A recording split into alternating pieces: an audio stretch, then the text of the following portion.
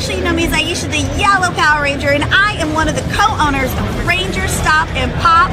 You got to come and hang out with me in Atlanta, Georgia, June 13th through the 15th. And I want to thank my friends at Blerdography for promoting the show. They are the best ever. But come and have fun. We're going to have Power Rangers and Power Rangers and more Power Rangers. You know why? Because it's working time.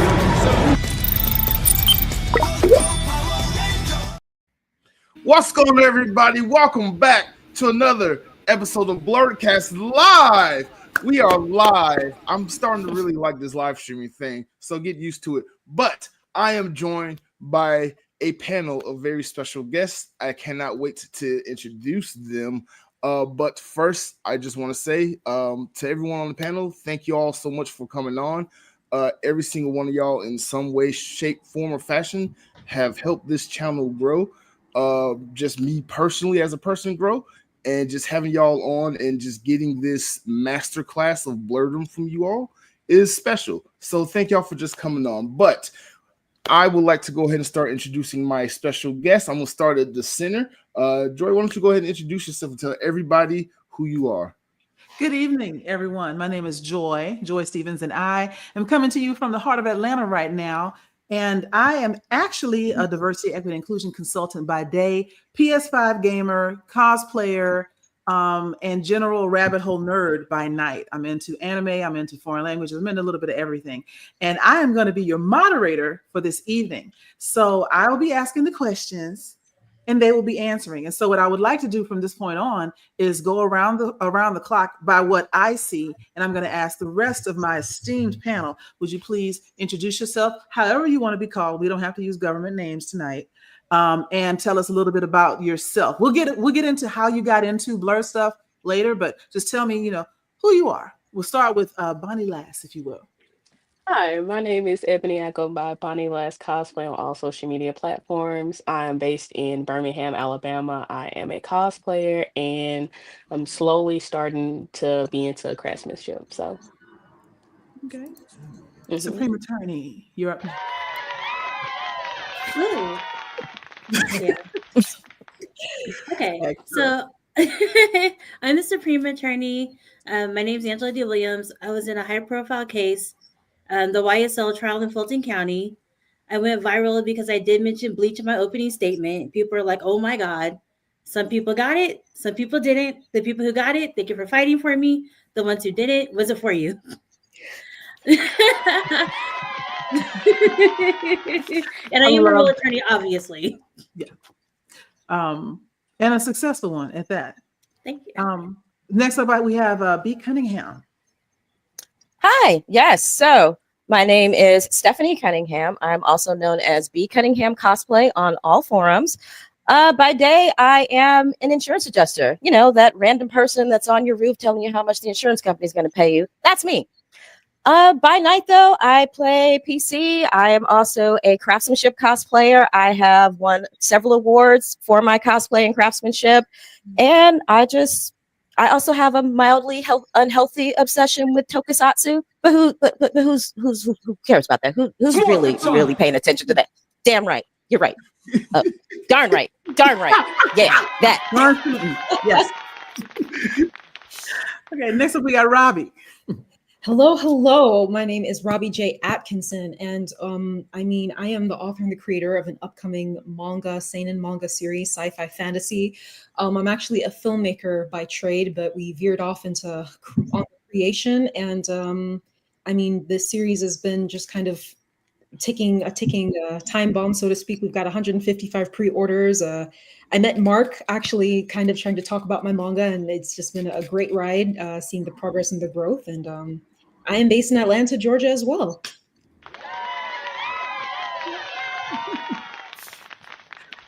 All right, and rounding out everything, Royalty Cosplay, if you will. Hey, thank you. I'm Royalty Cosplay, originally from Ohio, but now in Atlanta. I've been here for a long time. By day, I work in emergency response or disaster response. So any type of disaster, it could be a hurricane, a tornado, or an infectious disease kind of scenario. I'm usually sent to those locations to try to help fix things. So that's the nerd in me. I get to express that there. But in the evening and on weekends, I like to cosplay. So I also get to express my nerdom and creativity there. Thanks for having me. And again, thank you all so much for coming on. Like I said earlier, in some shape, way, form, or fashion, you all have either helped form this channel or have helped taught me something or bring me up in so many different shape, ways, forms, or fashions.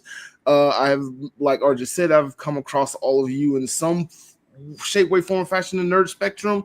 We'll get into that later in the podcast. But first, very first important question must be asked. And it's a question that the nation is demanding the answer to from each of you. And that question is, what are each of you currently geeking out to right now?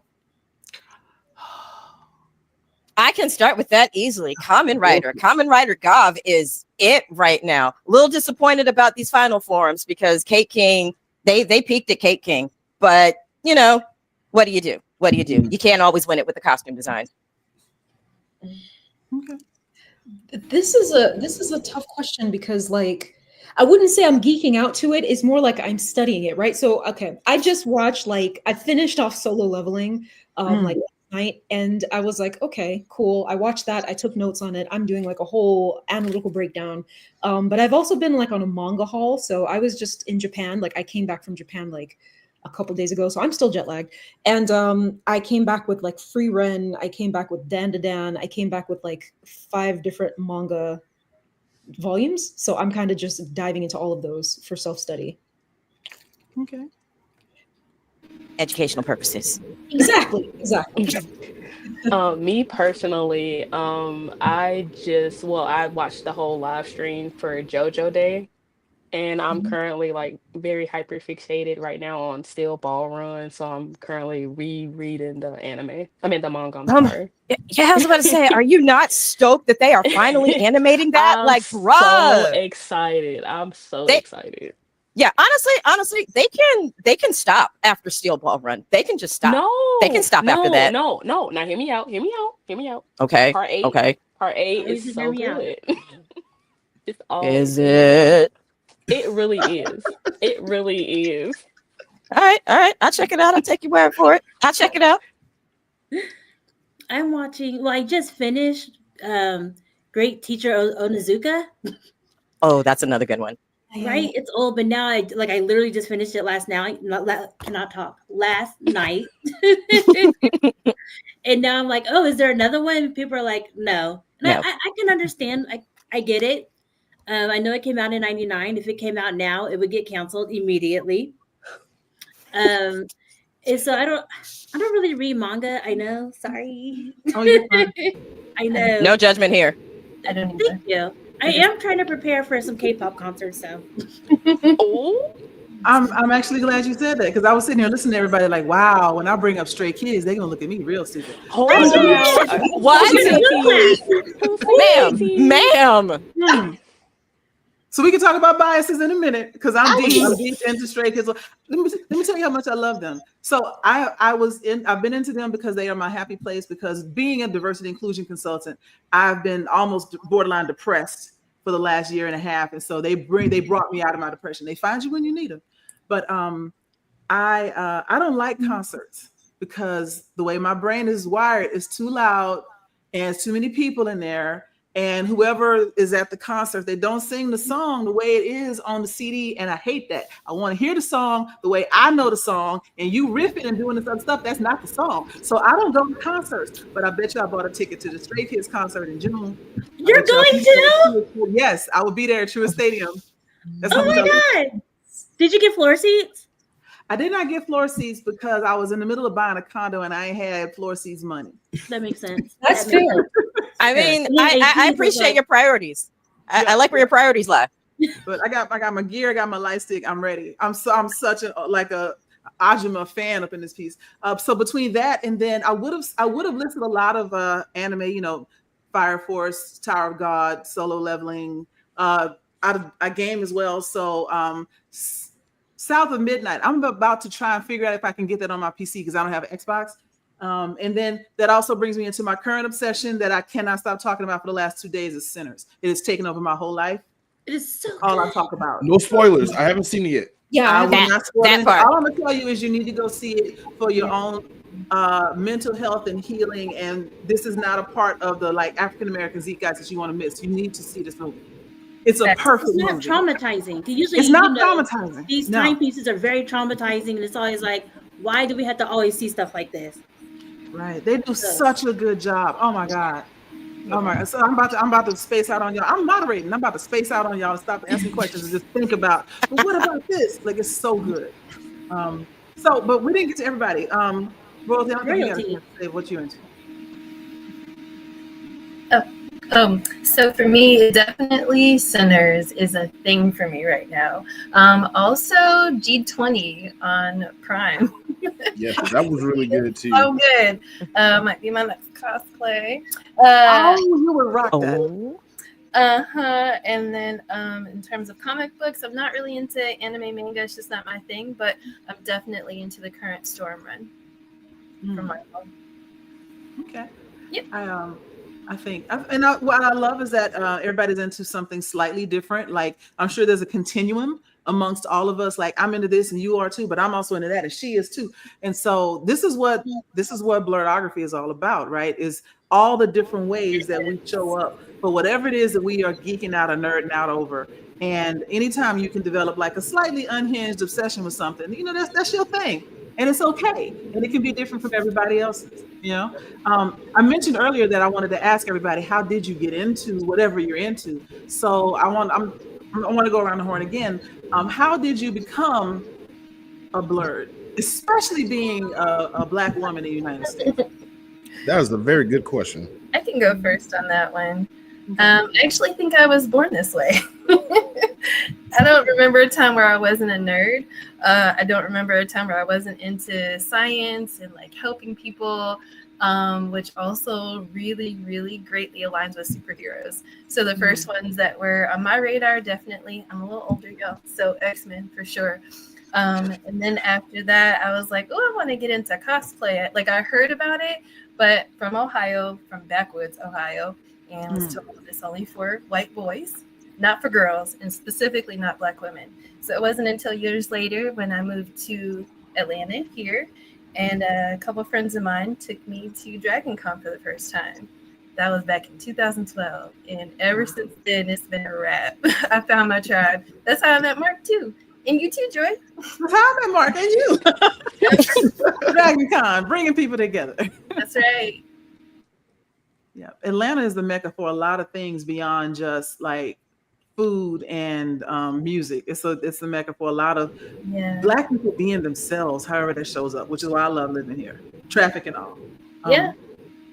So who we got next? If we start from there and go clockwise on my screen, Bonnie Lass, tell us how you got into the nerd things that you're into. Okay, well, actually, one of my old childhood friends was, she was a big cosplayer at the time, and I was like, I think this is cool. I love everything that you do. Like, how do I start about this? And she was just like, you just gotta, dive head first into it. And that's kind of sort of what I did. And I went to my first ever local con, and I had a blast. And it's kind of like went up from there, and I've kind of enjoyed meeting other fellow cosplayers that enjoy the same thing that I do, like whether it be K-pop, cosplay, or anything of that nature. But yeah, that's how I got into it. Okay. Supreme Attorney? Oh, so I think my parents have always just let me be whatever. I know when I was little, I used to dress up like Superman, and they let me walk in a parade, and people were like, oh, she's Supergirl. I was like, I am Superman. And my parents would correct me, like, she is Superman. I used to always watch cartoons on Saturday morning. I went to bed to Star Trek. Love Star Wars. Like, yeah, I wanted to be a doctor because I really got into X-Files, like hardcore. So I just knew I was going to be Dr. Scully. But I went to a private school. They said I was stupid. So that didn't work out for me. Because being Black in a predominantly white thing, that's a thing. So they used to talk down to me all the time. Yeah. Yeah. I know that feeling. And then the anime happened because of, well, it's two things. One, my cousin, he's from France. he used to love anime, so he introduced it to me. And then we used to host exchange students from Japan, and they kind of were like, "Oh, this is a real thing," blah blah blah. And I was like, "Oh my god, thank you so much." So, oh my god, especially because they were nuns. I agree. Thank you, anime. 100% agree. That was sweet. All right, so we're gonna go to B. Cunningham. How did you get into what you're into? Well, I can definitely say it started. It was my parents. It started out with my dad. My dad, when I was a child, introduced me to, God, this is really gonna show my age, the Magnavox Intellivision, where I learned to play Burger Time and Snafu and Frogger, the original Frogger. So it started there. And then growing up, my mom watched a lot of science fiction, and my mom actually collected comic books when she was a child. So she actually had like a lot of Silver Age comic books that was like still sitting in my grandparents' attic for some reason. As far as anime, I actually got into anime the way a lot of nerds like me got into it. It was through Cartoon Network. We had Toonami. If I'm not mistaken, I think it was either USA or Fox that started showing Sailor Moon originally back in the 90s. I think it was. And then, yeah, I want to say it was Fox, and then no, I'm sorry, further back than that, Ronin Warriors was actually what I saw first. Ooh. And then I was like, what is this? How do I see more of this? And luckily my sister had a friend that was like, oh man, yeah, I've got everything on these VHS tapes. So I got to see Dagger of Kamui, Ranma 1/2, Battle Angel. And that was it from there. That was it. Man. Don't be ashamed of yourself. Right? Wait till it comes around to me. I'm gonna make all of y'all feel like children. Okay. Oh gosh. I think back to like my dad was already just like a nerd himself. Like he liked comic books. He grew up loving okay, so my dad loved comic books so much that apparently he told me the story all the time. He ran around. So my parents are from Jamaica, so I'm first generation American. And Dad used to tell me about how he ran around letting spiders bite him so he could become like Spider-Man. Of course, that terrified my grandparents. He liked comic books. He collected it. My experience growing up was like going to see the Sam Raimi Spider-Man and the first X-Men in the movie theaters when it came out. And then I think also for me, growing up with like military parents and kind of traveling from Germany to America, I had like this cultural experience. And so when I saw anime for the first time, it didn't feel too unfamiliar because I was just used to mediums that were in other languages or came from other cultures. But I think the art style caught my attention. And I just never let it go. No matter like up until this day, like the decision to go into manga was relatively new. Fun fact, I was never into manga. I was into anime, but I was like, most anime had a manga first. So I decided to dive into that because it's kind of a subsection of filmmaking, like storyboard things. And then K-pop, which I didn't mention before, but since you mentioned it, Joy, I have to tell you, I used to work in the K-pop industry. I used to be a videographer. I used to go on tour with different K-pop groups. I have met BY. I've met Doki. I almost met J Park. I know that a translator for BTS and for Blackpink. Wow. Instagram, and we all worked for like the same company at some point. And I got into K-pop. People that don't know K-pop, it's basically she's saying that she used to like hang out with like New Edition and like Destiny's Child. Like that's the level people are talking about. Yeah. I think I got into K-pop because I had a lot of Korean friends in college, and it was kind of a bet. One of my friends was like, "I bet you can't learn Korean." I said, "Bet." Challenge accepted. And I learned it well enough to actually get work in the industry. That's kind of how that happened. Wow. It's impressive. That's impressive. Yeah. Yes. Mm-hmm. That total submersion actually works, because I'm into K-pop with Stray Kids, ATs, and BTS. It's kind of like my limit. I got enough people, but I've been on Duolingo for what 400 some odd days now, and when I tell you that I cannot speak Korean, I can understand when the subtitles are wrong, and I can catch bits and pieces. Like if I'm out in Atlanta and I hear somebody speaking Korean, I know generally what they were talking about, but not enough to go and hold a conversation. I just go, and I walk away. Right. But so I will give you a little bit of background how I got into nerd stuff. So I think I'm probably this gray hair is real. So I think I'm probably the oldest one up here. So it starts with growing up in Third Ward in Houston, Texas, which is not the best of neighborhoods, but it is one of the oldest Black neighborhoods in Houston. But we had the burger bars on the street, and my parents would be like, "You can't ride your bike off the block." So if I could not turn a corner, and so I was a bored, lonely little kid, and my dad got me an Atari 2600. Before that, I had a Commodore 64. So computers early on, Atari 2600. I had my little Pong, my little Defender game. I had the ColecoVision like that. I started doing the video game stuff from then on.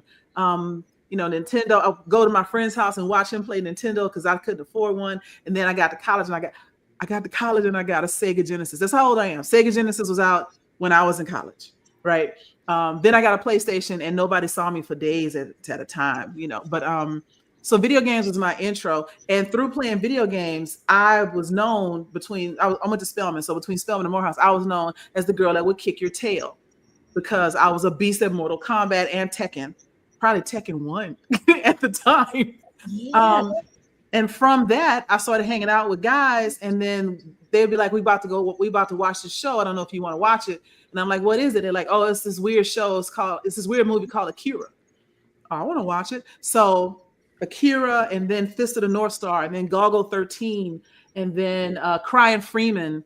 Like those are the original anime from like the 80s and 90s that I ended up watching and falling in love with, like you said, the art style. Like I would see something hyper violent and think to myself, somebody hand drew this elbow into this cheekbone, into this eyeball coming out. Like that is amazing to me. And so I got really into it. I got into comic books a little bit. I was really into the Sin City series. Like I still own the compendium, like the collection of Sin City, all the books, which I love. And then I got adult money and I started buying more and more video games. Got every iteration of PlayStation I have owned, and a couple of Xboxes. I actually dated a guy because he had an Xbox, and when we finished playing Gears of War, I broke up with him. So that's my confession today. And it's just so y'all know how that goes.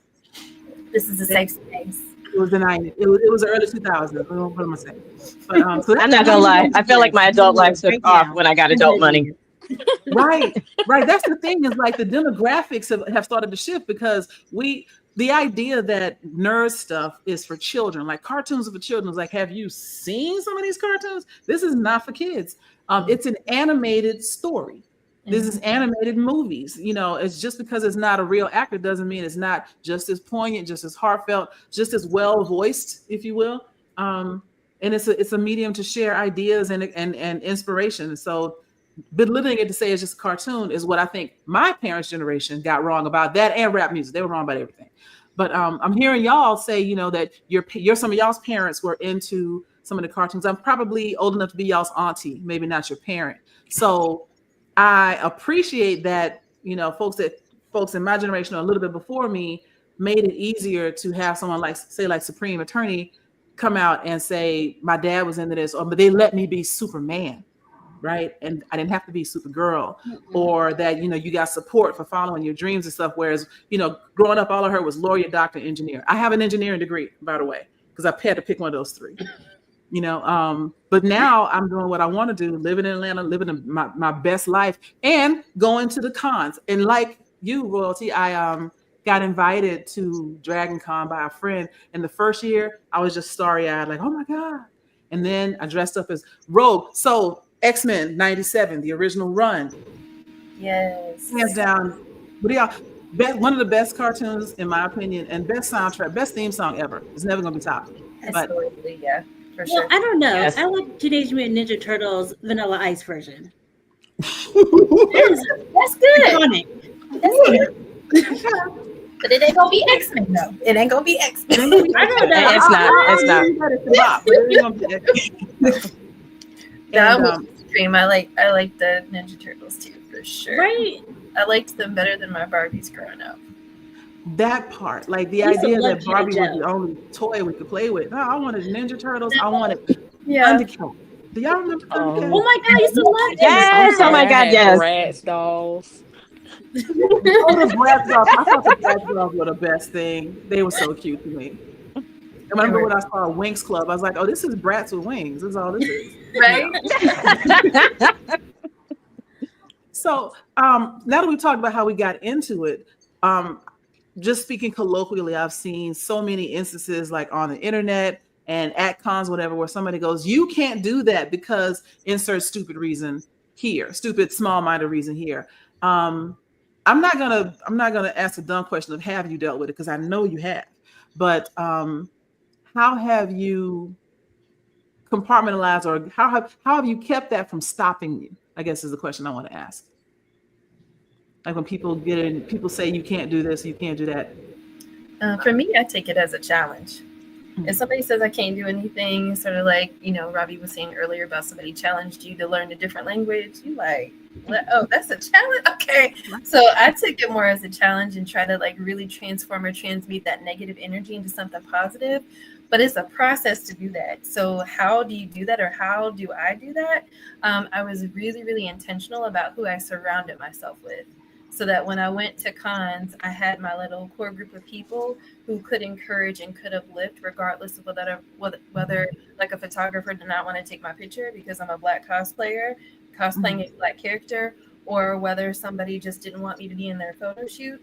So it was kind of like I had to be really intentional about scoping out this scene and finding who I could connect with so that we can genuinely support and celebrate each other.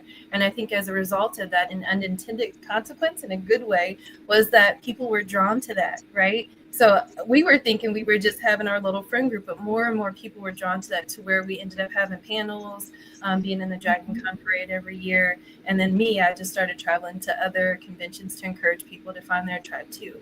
And to let them know if they can't find one, I can help. I could at least be one person. I can't do it all, but I can be one person. So by intentionally surrounding myself, it drowns out some of that negativity. It may not be able to erase it all, but it drowns out a lot of it. Right. Make the good voices louder. I love that. Yeah, amplify that. Yeah. Right. Choose the energy you want around you. And Robbie, you look like you wanted to say something a second ago. Yes. I mean, by default, being a Black woman writing a manga, I actually went to ChatGPT to see if it could pull up stats on how many Black women were writing manga, and it didn't even have numbers. The answer is you. Exactly, Joy. Yeah, you are the answer. I mean, and for me, it's kind of like my whole life has kind of been people trying to tell me I couldn't do things. When I was elementary school, they tried to say, she's underperforming, she can't read very well, she can't move forward. I left third grade reading second grade level. So my whole life has been that. So anything anyone tried to tell me, like, you can't do that because no one's done it before, well, that's your frame of mind because your perspective is limited. Don't speak Black over my situation. I choose to expand my vision beyond what you can see. And just because you can't see it doesn't mean it can't be attained. So that's a new problem. That's how I look at it. Say that. You better say it. Yes. I love it. Don't box me in just because you can't think big. I love it. That part. Actually, to kind of piggyback off of that, I would say the other thing that helps is knowing that a lot of people that give this critique have either never created anything or don't even know how to start. Yes. And like you said, why limit me because you're limited in what you feel like you can do or what you should be able to do because you've never done it before and you haven't even thought of trying. Yeah. Very good point. Bonnie or Supreme? Okay, I'll yap. I like yapping. Yeah, okay. I get paid to do it.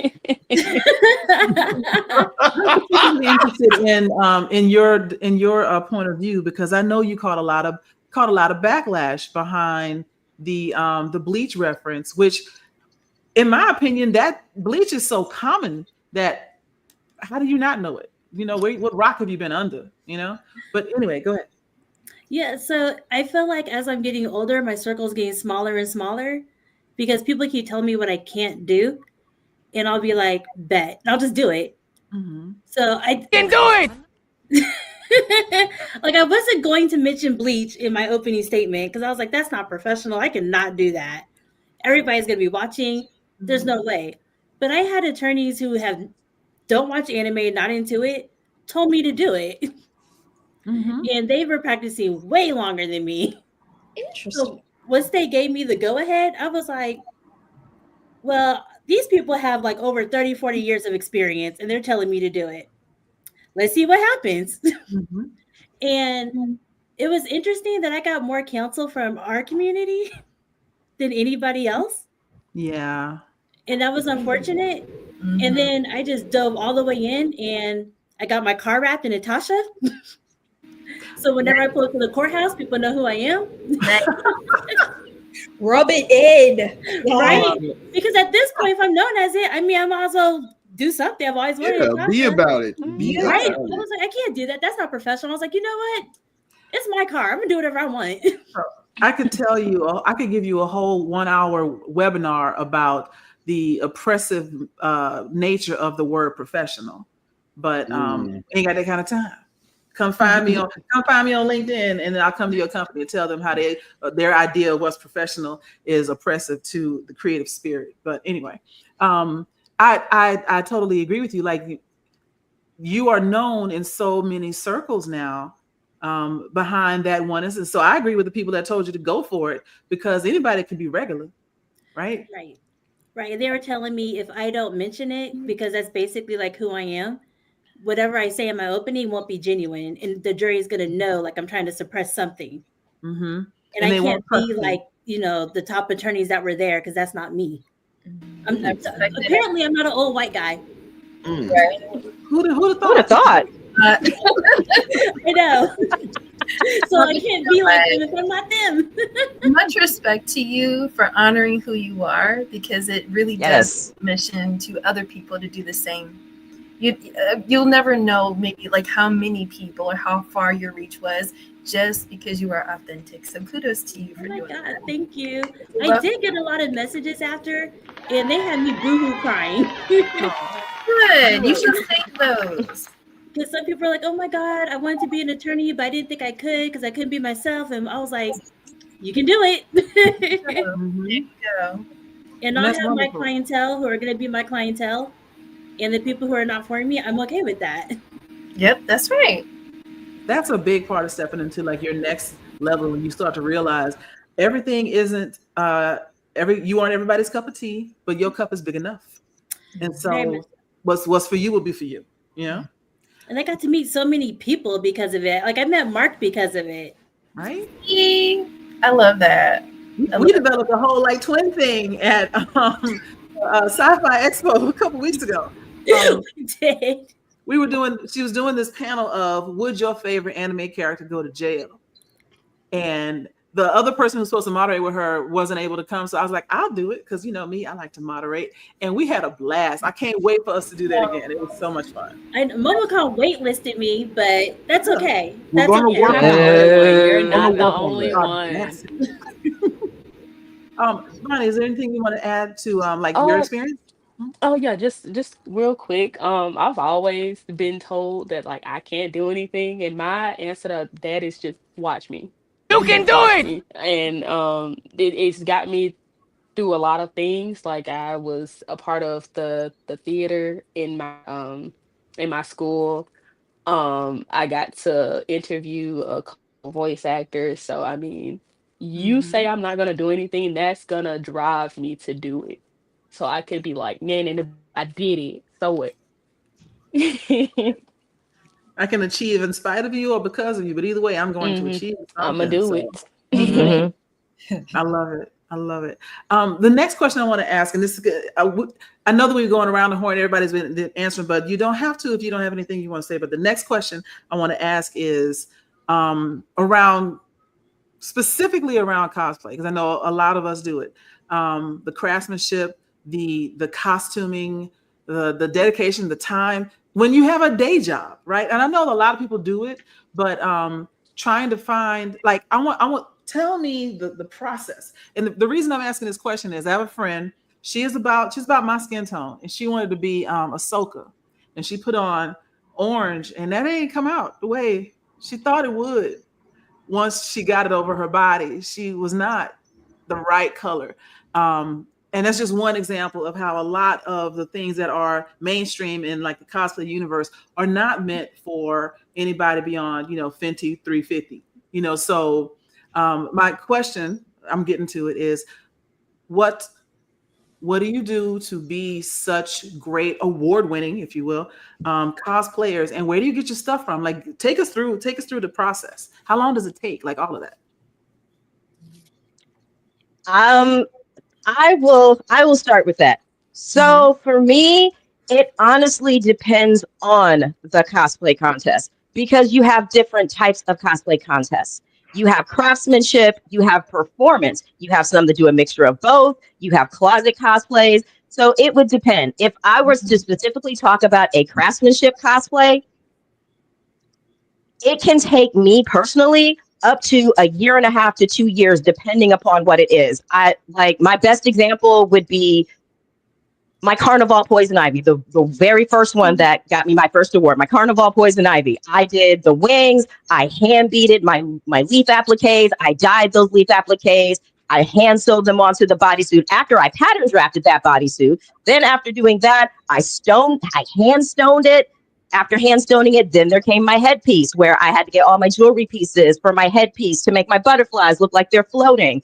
Then of course, because it's a carnival costume, I've got my big feather wings, which was a whole nother challenge within itself. That costume took me 2 years, 2 years for everything from my gauntlets, my whole costume, my shoes, my gauntlets, everything that I handmade. It took me 2 years to make that costume. Wow. That's amazing. Now, You look amazing in it. Yeah. Thank you. It's still one of my favorites. You do look really pretty in that one. I love that one. I love the phrasing closet cosplay, because I think a lot of people that may poo-poo the whole idea of cosplay, think, oh, that's for kids, et cetera, et cetera. They don't realize that they do it all the time.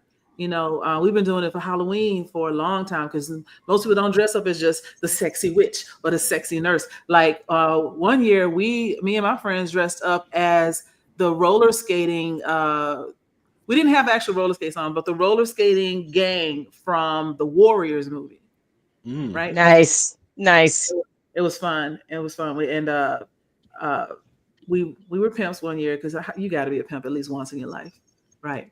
But I remember going to a Halloween party, and it was for a company, et cetera, and I found some black jeans, a black jacket, and a plastic machete from Party City, and I put on a dread wig, and I was Michonne, and that took me all of 30 minutes, right? But to your point, it was real quick, and now it wasn't going to win no awards, but it can be anything you want to be. But I'd like to hear some other people's experience with like cosplay. There you go. Okay. I'm more so on the closet cosplayer kind of side. So it's all about trying to find what you can, either let it be from Walmart, the thrift store, or any like spare pieces that you have in the house to make a pretty decent cosplay. And then like I said, I also work in craftsmanship. So like if I need to make a little prop, I have EVA foam here that'll, help out with that a lot. Okay. hmm Anybody else? I just do like very random closet cosplay. Very random. Like I know how to sew, but not enough to be like you guys. Like I can't even do a hem. Maybe a scrunchie. I mean, I throw cosplay camps like every other month. If you need a whole bunch of seamstresses to sit around there and help you figure out what you need, I throw a cosplay camp. Oh, I will be joining. We serve food. Yes. I'm saying we serve food. We have wine. We sleep over if you choose to. It's a whole weekend thing. So yeah, if I have the next time I have another one, I'll let you know. Okay, I will be doing that. I have a friend that sews, so she made me like a Hello Kitty Lolita though, because I'm a little obsessed. Ooh. And that was like super fun. She's making me a Ninetales. So I don't do it, but I surround myself with people who do things I want to do. I'm here for this. So here for this. I'm really here for it. I forgot what I was going to say, so I'm going to move on to my next question. So what I want to get into now is kind of some hypotheticals, what would you do if this happened? And I want to talk about, it's impossible to live in the United States right now and not be cognizant of, the 92% and how Black women are like, we done saving you, etc. But at the end of the day, if you could design your own superhero that would be responsible for saving the world, what kind of powers would you have? What would you look like? Would you have any like moral, like would you be chaotic neutral, or would you be chaotic good, or just anti-hero? Like what would you do if you were a character and you were responsible for being a hero and saving the world? What would it look like? I can go on that one. So for me, and some people have heard me talk about this, I don't just cosplay for the sake of cosplaying. I do it as a form of therapy. So cosplay as therapy is legit a thing. Sometimes at work or in everyday life, I don't have the opportunity to be creative. And so cosplay allows me that space to truly express that side of myself that's free of judgment, or in most cases free of judgment, where I could just nerd out and just be as creative and as different as I want to be. So for me, because I use cosplay as therapy and I've been on a personal healing journey, I think if I could create a character right now, an original character, it would be my higher self.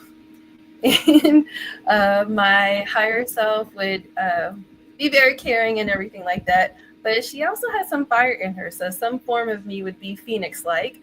My superpower would be flight. Also healing, because I like to, I like that kind of thing, helping other people in that way, help them be their better self. Definitely, I would have unlimited strength, really great hand-to-hand combat. But I think that those would be my major superpowers, and that's who I would be, my higher self. Okay. Anybody else had a chance to think about it? This is a interesting question because in a way, through creating this manga series, I kind of put a lot of this thought process into this character already. So my main character, and if you look, you see her in the middle there, her name is Clarabelle.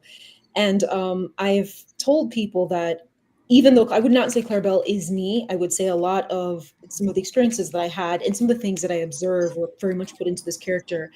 And like part of my journey, like adulthood, was getting to a point where you kind of recognize how just messed up society is, and unfortunately how very apathetic people have grown to that because they think it's too big of a task to take on. But people get tired. Sometimes all of the work falls on one group of people, the people who are directly influenced. And my main character grapples with this, and she starts off very innocent because I do remember growing up very sheltered, and then she has a very shell shock experience. And everything she learns from there on out can either make her stronger or make her more jaded and more cynical. But she's going to get stronger either way, and she has to decide what she does with that strength. And my character is kind of on a journey. She assembles a team and she pulls together people, and she kind of has to confront their own internal biases. And I find that, I mean, I feel like I didn't mention I have a nonprofit, and I'm kind of already doing that. My nonprofit talks about racial literacy and raising awareness about racial literacy through art anyways. And so in a way, that's already a thing I'm doing. That's already like a sphere I'm in. I feel like her power is something that actually is hard to describe without really giving it away. But basically she has the capacity to kind of think of like what Neo could do. It's like almost slow down time and do things that just defy logic and all the rules of everything you know about this world. And that is very much her having to step outside of the box to be able to tear it down. And I feel that as a society, if we expect to see change, you're going to have to step outside the box to tear it down. In general, it's going to be hard to operate within it and operate according to the rules. You see what I'm saying? Yes. And so her powers are not just one thing. It's a weird hybrid, and that also has to do with the fact that she is a combination of two worlds. I can't give away too much without giving away the story, but I say all that to say I think that that gives you an idea as to what my superhero or persona is and would be. Now I want to read your comic book. I know. I'm writing this That down. part. That part. I understand. I just wrote it down. Step out of the box to tear it down, Robbie J. That part, Atkinson. Joy. That part. I got a screenshot. I will be quoting you on LinkedIn like tomorrow. Like, please do. I welcome it. Author said this. You can find her work right here. I'm all in. I'm all in on that. Thank you guys. Where were we going? Okay, yes. Oh, so superheroes or savior, or however you want to look at it. Anybody else have any ideas of what they would have as their ideal person? Do I have to be a superhero? Because I would be Nope. chaotic evil. Yes, give me chaotic evil. Talk to me. I would absolutely want Rogue's power. I'm taking all of it. And I'm going to act like Magneto. You either ride with me or you don't. I don't care. It's not my problem. It scares me. Like the Pimp named Slickback from Boondocks. It scares me how in sync we are with these superhero powers. Because I was going to add to that, I would also be immortal. Just for record keeping and fact checking. So, oh wait, they said what? No. Hold on. I have record of this. This is actually what happened. Exactly. I was there. I wrote it down. Look at this. I did a whole illustration even. This is what happened. That. Okay, Queen Natasha, I see you. Yes. I cannot be the only chaotic evil. Are you guys really going to be? No, okay. I've been quiet, but yes, I'm for the pure evil and chaos. I think villains need a better rep, and villains can really save the world too. We kind of, I don't want to say that, but I did a podcast with Angie back in February, and we kind of talk about a lot of what's currently going on, and if we can get the right person to be the villain that's leading society to a better place, I'm for that. Yeah. We need a Joker. Joker has some points. Exactly. You know? But he's a villain, but he has some very good points. That's what makes some villains so compelling is when I see what you mean, you know, like people like Thanos wasn't wrong. Killmonger wasn't wrong. Right? Yes. So why they had to make him so cartoonishly evil. They had to make him cartoonishly evil to keep us from thinking that, wait, you know what? Exactly. Now that he mentions it. Right. As we're going up, Batman, you're wrong. Like, right. If Thanos had looked like Thor, we'd be like, you know, I'm like, I mean. That's a hear me out.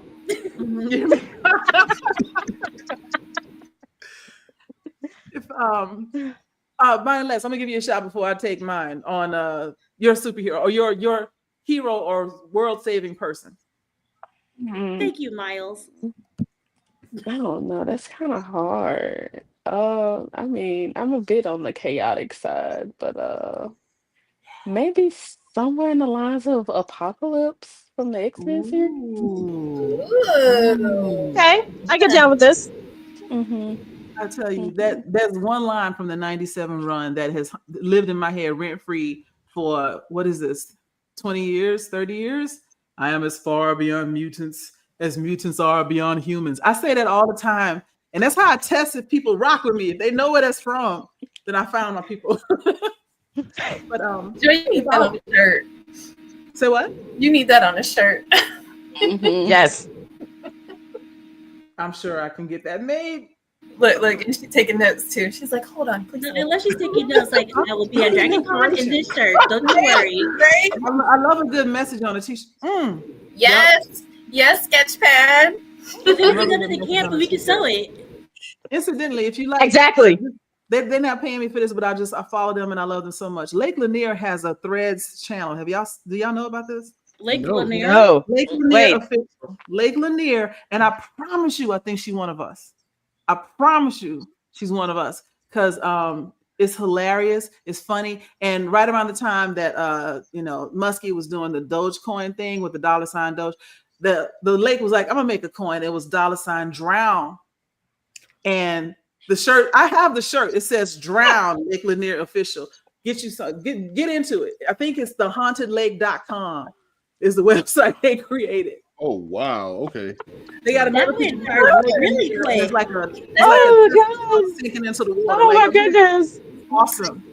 Just for context, as B. Cunningham, if your superhero, if she were to come in right now, she would give context on what Lake Lanier is for the listeners who don't know. Yes. Oh yeah. Yes. So my superhero would absolutely have a historical perspective. I'm biting on your side with the immortal because I've been here from the beginning. I'm gonna tell you how it really went. I would be more along the lines of Iago from Othello. when it comes to being chaotic evil. I'm gonna whisper in your ear. I'm gonna have some mind control powers, and nobody will know I'm around. They just will think that either their favorite politician has had a change of heart, or everybody agrees on this, or something. And I'll just be just me all over the place, whispering to people, and able to like not time travel, but like teleport around the world. Because I need to whisper at you, then I need to whisper at you 20 minutes later. So y'all both come into this meeting and make some peace and do some things. And I just sit back like, well, isn't that special? Like I'm just gonna be in the corner like I ain't do nothing.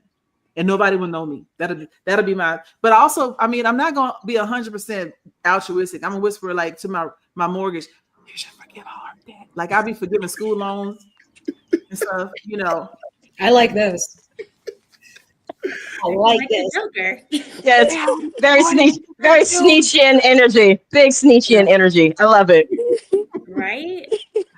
Like reparations. Yeah, we get all I would love to be the superpower. right. Right. I like this. We making a great like Justice Squad team. Right? Oh man, trying to tell you. Get rid of no, I'm not gonna go down that road. No. Go ahead and do your next question, Joy. Before we don't do want that. to be canceled. I've already done That part. I mean, if we're being honest, I probably already got him demonetized at the beginning, so we already there. Already there. I'm sorry, baby. Nope. Angela got everybody beat. Her episode coming out Saturday is yeah. I might have to just keep that one members only now. Yeah. You don't have to keep All the more reason to subscribe. All the more reason to become a member. All the more. Subscribe today. It was very 2 hours You're of welcome. a train wreck going sideways. It was fun. Okay, but in my defense, you asked me how it was going. And 2 hours later, we all right. I'm gonna give a spoiler. That is your fault. I'm gonna give a spoiler so to keep everyone intrigued. The color purple should be an anime. That's a dope anime though when you think exactly. Like I'm thinking about this. Like you gotta think about it. Silly really had a power up. Silly had the power up for real. Like let's be honest about this. Silly had the power up. We got our main villain, whatever Mr. Glover. And there we go. We had our main villain, Mister. Then we also, I mean, it was kind of like a Dragon Ball Z thing, because like just like you had Cooler and Frieza and all the family, you had Mister. You had Mister's daddy. Like it was there. Mm-hmm. I get it. Harpo. Yep. And I did not like Dragon Ball Z either. That was like a whole 30-minute thing. That was. I mean, let me just hide my shirt right now. Yes, I need you to scoot on down. We listen and we don't judge. Everybody can be a judging. Thank you. I was about to say. You can see. I mean, my eyes will not lie to you. I can do anything else with my face. My eyes will not lie to you. So I used to ride hard with Toonami back in the day when Dragon Ball Z was during the Frieza saga, up at like 1:00 in the morning. I loved it, but I hated it because I promise you, he powered that spirit ball for like 4 episodes. It was fun. Next time on Dragon Ball Z. See, Mom said it was overrated. I agree. Sailor Moon for life. Yes, no, man. Where's my keychain? I don't have it, but yeah, Sailor Moon. But as I got older, though, Sailor Mars. I like Sailor Moon, but Sailor Mars. Nah, bruh. Wait. Nope. Wait. Nope.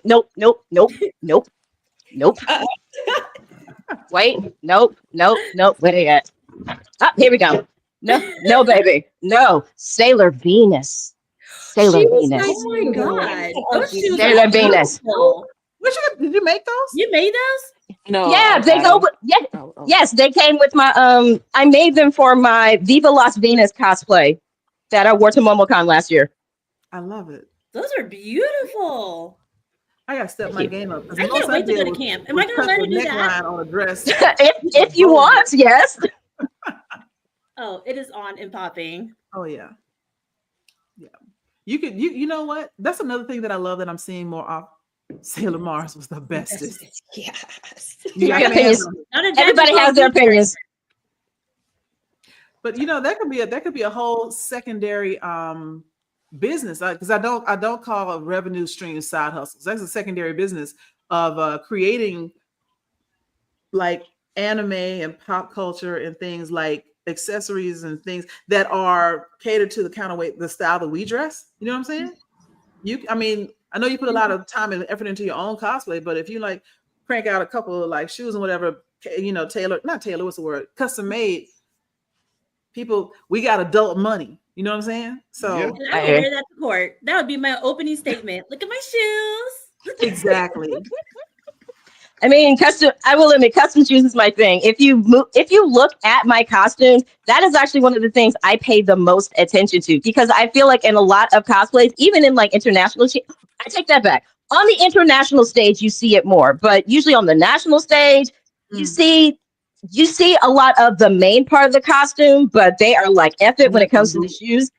And funny enough, that is something that has actually won me several contests because of the attention to detail.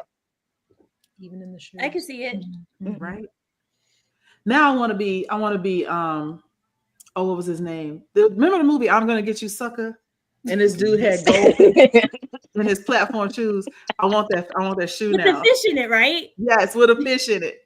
I mean, we gonna have to be evil to fish. But I was about to say, like, we gonna do that. We gonna have to build a whole little terrarium in there because we got to make sure he live after you like put him in closet and stuff. We gotta like put the sand down in there, and that's gonna take some effort. I'll give you a quote. I'll give you a quote. Put a real fish in there. Like we could also just put a plastic fish in there. That also works. We're gonna do magic cards. So it could be some Pokemon. I like that. That's a nice twist on it. Yeah. See, look at us. See, I love the inspiration. I love the ideas coming together. I know we're coming up on time, so I wanted to say before we get out of here, tell us where we can find you. You shared your information earlier, but some people wasn't on time. So tell us where we can find you, and tell us what you're working on, so we can follow you for the right reasons. We'll start with Bonnie last, and we'll go around clockwise. Oh yes, you can find me at on all social media platforms at Bonnie Last Cosplay. Currently I'm focusing on finalizing my lineup for MomoCon and also getting ready for the AT's concert in July. Okay. All right. And Supreme Attorney? Me? Oh, okay. So I'm the Supreme Attorney on YouTube, TikTok, and Instagram. On YouTube, I do Is Your Favorite Anime Character Going to Jail? On TikTok, I do more, I guess, legal commentary, my day job. And Instagram is just like a little combination of them both. Mm-hmm. Me and Mark are actually trying to work on my YouTube because I think it's going to be strictly anime. Okay. Okay, very good. B. Cunningham. So I can be found on all platforms as B. Cunningham Cosplay. I also do token fan covers on YouTube under the name Blue Storm Entertainment. And right now, I'm currently finalizing my lineups for MomoCon and Ranger Stop and Pop. Okay. Robbie? Yes, so on Instagram, you can find my mangas account as the_7 th_kingdom, the_7th kingdom. And that's really for all of our social media accounts. And put that in the chat. Yes, I will. Put it in the chat. And honestly, we're just working on trying to complete this first chapter here. Like I said, we got 155 pre-orders. I'm working on preparing for different events that we've got. We have a pop-up event also in collaboration with Tiger Sugar. So if you like bubble tea, you can come out to Doraville and you can get limited edition merchandise. By then we might have the manga completed, so you can probably get your manga signed as well. And we have people coming to pick up the pre-orders because we got shirts, we got posters, we got key rings, all in a package for everybody. So when is that? That will be July 26th. July 26th. And where was that again? Doraville, Tiger Sugar, Doraville. Putting that on my calendar. We're gonna show up and show out. We're gonna embarrass you. It's gonna be great. I want to see it. Okay, full sweet Lolita cord set. I'm interested. I'm intrigued. What's that mean? Now you have my attention. Royalty. What are you up to, and where can we find you? You can find me on IG at Royalty Cosplay, and next cons that are coming up are the same ones that you all are attending. So Ranger Stop and Pop, MomoCon, and my favorite con ever, Dragon Con. So working on some looks for Dragon Con, recycled looks for the other 2 cons though. I'm debating whether I want to be Queen Charlotte again because I've done it 2 years in a row and I'm kind of over it. But then I don't want to disappoint anybody, but at the same time, kind of over it. But so as far as me, I am Joyride08 on all the things that I actually interact with. So Instagram and Threads is where you can usually find me. If you follow me on Threads, it's going to be stray kids and civil rights. I go back and forth between the two. Everything fits under one of those categories. Like I said, I'm going to the concert in June. It'll be my first concert in years, to be honest. And I will be at MomoCon. I'll see y'all there. I'll be doing some interviews and stuff there as well I'll be another panelist and moderator at DragonCon again with the diversity track. So looking forward to seeing all of y'all again. We're gonna be the squad up in all the cons. I can't wait to see y'all again. Okay. Yes. I just want to shout out Anime Secrets for giving me my first thanks on the live. Thank you, Anime Secrets. Thank you, Anime Secrets. Thank you. But go ahead, I interrupted you. No, I was gonna say, if you guys can do us a big one. So we actually got waitlisted for MomoCon, but I was just about to bring that up, but go ahead. Yes, please. If you guys don't mind sending an email to MomoCon, I want to double check, but I think it's info@momocon.com, and just tell them, like, advocate for us and tell them that you think we should be there. They may reconsider and take us off the wait list and accept us. Yeah, MomoCon is one of the bigger events. We were in Anime Week in Atlanta last year. So MomoCon, I'm going to be at Atlanta Comic Con as well. I'm going to be at Ranger Pop and Stop as well. So Whoa. Ranger Stop and Pop. That's a thing. Thank you. It's a thing. Thank you. You can do it! Yes, but please put in a good word for us and let them know that we should be there for this. And for anybody watching, if you have a young woman, a young girl in your life that is like secretly, shyly into like things that she think are not Black approved, show her this podcast, so she knows that we're not new to this. We got multiple generations in here that are all on their nerd stuff and having a great time, being authentic, being themselves, thriving, and we welcome her into the fold. Absolutely. Yes. But thank you all so much for coming on. Again, just a few final notes. Like RJ said, please, if you can, please email info@momocon.com. Tell them you want the Seventh Kingdom there as a vendor. Also, tell them you want the Supreme Eternity there as a panelist. Her panel is your favorite anime character going to jail is always a hit, and she has another one, Blerdy Professionals. I'm also in that panel, so if you want to see those things, email MomoCon. And just one last tidbit. Since we were talking about creating our own favorite superheroes, I firmly believe that Black women have been the pillar of humanity from the beginning. And if the world will just listen to Black women, we wouldn't be in the current state of world affairs that we're in. So I just, again, want to thank all of you for coming on and just being not only inspirations in my life, but inspirations to so many other people. Royalty Cosplay, like I've seen you in action. RJ, just in the past year since we've known each other. Same thing with Supreme Attorney. I've known the both y'all within a year, and just how much y'all have grown just like makes me happy on the inside.